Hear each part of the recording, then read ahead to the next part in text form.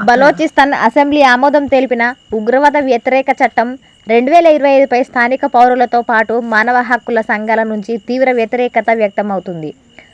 బలోచ్ పౌరులే లక్ష్యంగా తీసుకువచ్చిన ఈ చట్టం ప్రకారం ఎటువంటి ఆరోపణలు, కేసులు లేకున్నా అనుమానిత వ్యక్తులను అదుపులోకి తీసుకొని కోర్టులో హాజరుపరచకుండానే 90 రోజుల వరకు నిర్బంధించే అధికారం పాక్ సైన్యం లేదా నిఘా సంస్థలకు ఉంటుంది. కోర్టుల నుంచి ముందస్తు అనుమతులు లేకున్నా సోదాల నిర్వహణ స్వాధీనం, నిర్బంధించేందుకు అవసరమైన ఆదేశాలను ఇచ్చేందుకు పోలీసులు, నిఘా సంస్థలతో కూడిన సంయుక్త దర్యాప్తు సంస్థలకు అధికారం కల్పించారు.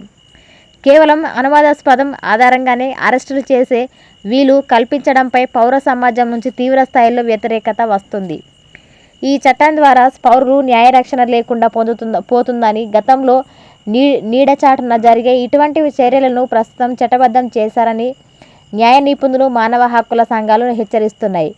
ఈ చర్యలు అంతర్జాతీయ చట్టాలతో పాటు పాక్ రాజ్యాంగ రక్షణను ఉల్లంఘించడమేనని స్థానిక మానవ హక్కుల సంఘం హెచ్ఆర్సీపీతో పాటు Amnesty International, Human Rights Watch, ICCPR వంటి అంతర్జాతీయ హక్కుల సంఘాలు పేర్కొన్నాయి.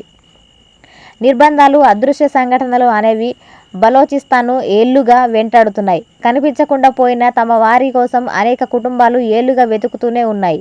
అయితే ఈ అదృశ్య ఘటనల వెనుక ప్రభుత్వమే ఉందని ఆరోపణలున్నాయి. ఈ క్రమంలోనే ప్రభుత్వం కొత్త చట్టం తీసుకురావడం బలోచ్ పౌరుల్లో మరింత భయాందోళనను రేకెత్తిస్తుంది.